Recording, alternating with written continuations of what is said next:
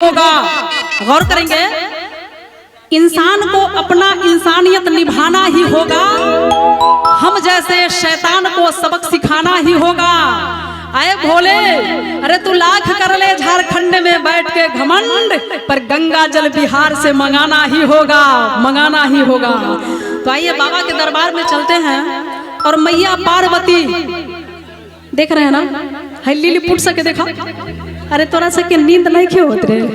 हाँ, इस सबसे लिलीपुट से तंग आकर के, गणेश कार्तिक से तंग आकर के, हाँ बोलिए, होगा होगा, चिंता क्यों करें, पहले इसको होने दीजिए। तो देखिए मैया पार्वती शंकर भगवान से क्या कहती है छोट छोट के तमाशा देखा, इनको देख करके कहती है क्या कि राउर मेला को जब के खेला, राउर मेला को जब के खेला, राउर मेला को जब के खेला, नहीं साहब झमेला। ए भोला, किधर गए वो, क्या नाम था अभी जिनको बुलाए? हाँ हाँ बुलाइए ना, राहुल जी आप थोड़ा सा इधर आइए। अरे ऐसे कैसे भाग जा रहे हैं, संभालिए, इधर आइए, इधर आइए, एकदम संभालना पड़ेगा। देखिए यहाँ, हाँ हमारा आपसे शिकायत है, बोलिए। यह कार्तिक गणेश ऐसे छोड़ दे लोग, के संभालिए इनका लोग के जमाना के अनुसार छोड़ दिए हैं। अच्छा छोड़ दिए थोड़ा सा, हाँ हाँ पता है ना कि पहले गुरु माँ ही होती है ना। तो आइए, तो कहते हैं, मैं कहना चाहूंगी, देखिए जमाना का प्रभाव है, क्या साथ दे रहे हैं। हाँ एकदम, हमारे भाई के लिए एक बार जोरदार ताली होना चाहिए। ये पहले सुनते थे कि भूत प्रेत बाबा के बारात में जाते थे, ये कलियुग का भूतनाथ है, ताली बजा दीजिए इनके लिए। और कि राउर मेला को जब के खेला, राउर मेला को जब के खेला, नहीं साहब झमेला। ए भोला नहीं साहब झमेला, ए भोला राउर मेला को जब के खेला, राउर मेला को जब के खेला, नहीं साहब झमेला। ए भोला नहीं साहब झमेला, ए भोला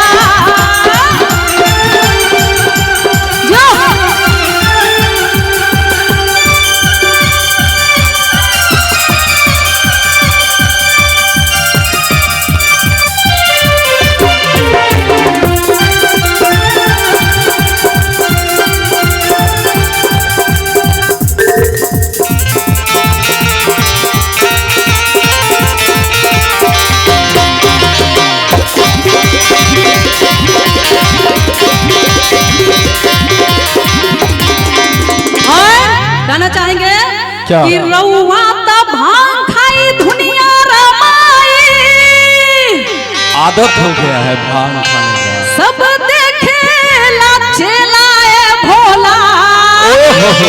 अरे रउआ त भांग खाई दुनिया रमाई, सब देखेला चेलाए भोला। अच्छा हई का कैला का? अरे कहिले सच जो न रहुए के बाचे, कहिले सच जो न रहुए के बाचे, भर घरवा पिएला। ए भोला भर घरवा पिएला, ए भोला राउर मेला गजब के खेला, राउर मेला गजब के खेला, नहीं साहब झमेला। ए भोला नहीं साहब झमेला, ए भोला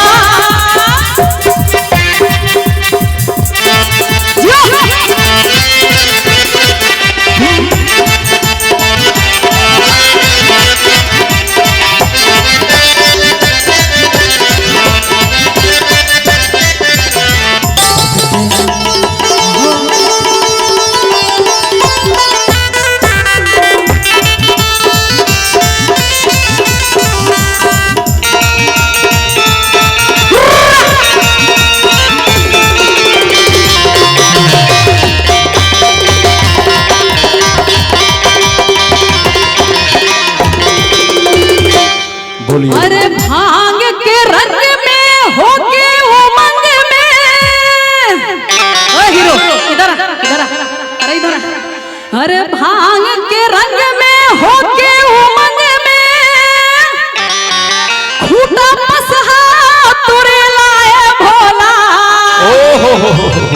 हर भांग के रंग में होके उमंग में अच्छा खूंटा बसहा तोरे लाए भोला अब मोरवा न माने पुसवे पे फाने मोरवा न माने पुसवे पे फाने राउला ए भोला देख जिया डरेला ए भोला राउर मेला गजब के खेला राउर मेला गजब के खेला नहीं साहब झमेला ए भोला नहीं साहब झमेला ए भोला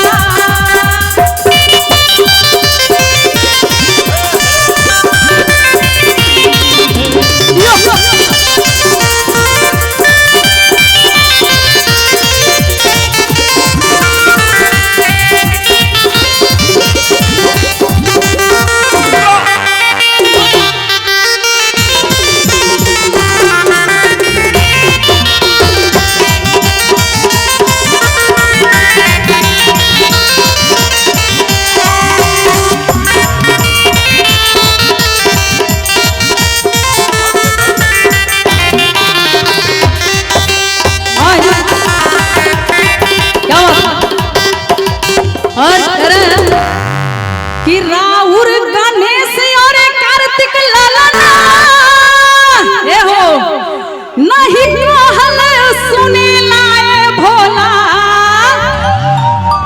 ए हाय जियो क्या बात है ताली तो बजा दे कि राउर गणेश और कार्तिक ललना नहीं कहल सुने लाए भोला जियो मेरा भाई क्या बात है कि राउर गणेश और कार्तिक ललना नहीं कहल सुने लाए भोला जाइए अब भागलो कहाँ तू ही तो सिखैला हो भागलो कहाँ कि रउए के देखे हरदम निरेखे रउए के देखे हरदम निरेखे राउर असर परेला ए भोला राउर असर परेला ए भोला राउर मेला गजब के खेला राउर मेला गजब के खेला नहीं साहब झमेला ए भोला नहीं साहब झमेला ए भोला नहीं साहब झमेला ए भोला नहीं साहब झमेला ए भोला नहीं साहब झमेला ए भोला